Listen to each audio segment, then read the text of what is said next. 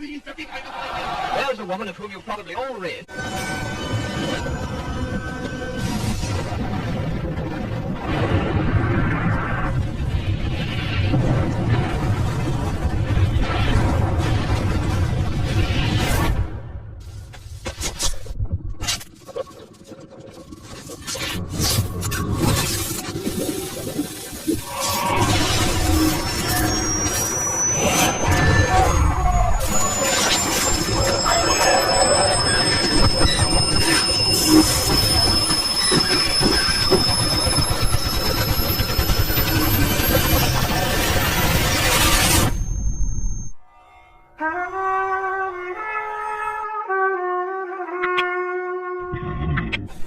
नमस्कार मित्रों, आपका स्वागत है आपके अपने इस चैनल पर।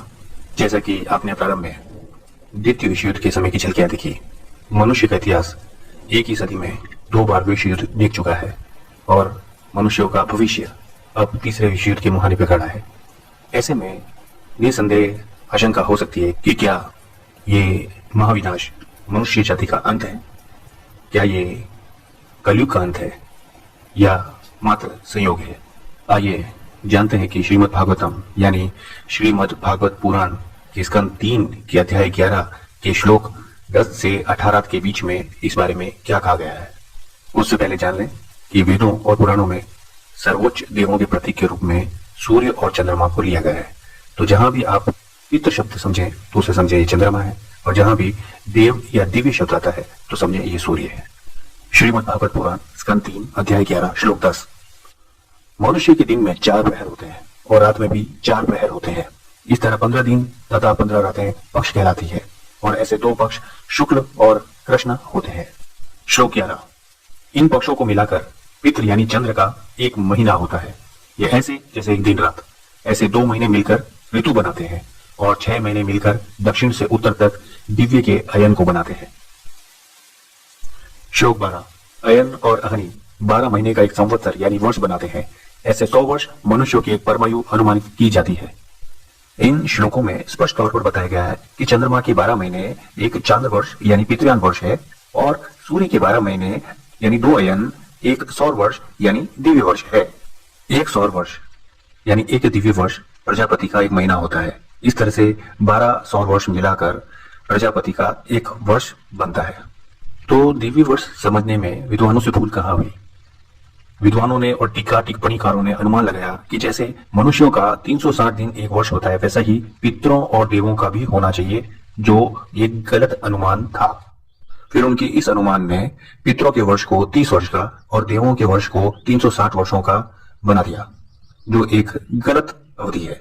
भागवतम के ये श्लोक ही स्पष्ट कर देते हैं कि चांद्र वर्ष ही पितृवर्ष है और सौर वर्ष ही दिव्य वर्ष है, और ठीक ऐसे ही 12 सौर वर्षों से मिलकर एक प्रजापत वर्ष बनता है। चंद्रमा यानी पितृ के 12 महीनों में से 11 महीने रुद्र द्वारा संचालित माने जाते हैं, और 1 महीना जो माघ का होता है और अर्धनारीश्वर कहलाता है, अश्विनी कुमार द्वारा संचालित किया जाता है। दिव्य यानी सूर्य के 12 महीने आदित्यों द्वारा संचालित किए जाते हैं, और ठीक वैसे ही प्रजापति वर्ष के 12 साल अष्ट वसुओं द्वारा संचालित होते हैं। प्रजापति वर्ष के 100 साल कलयुग की आयु होती है, यानी 1200 वर्ष।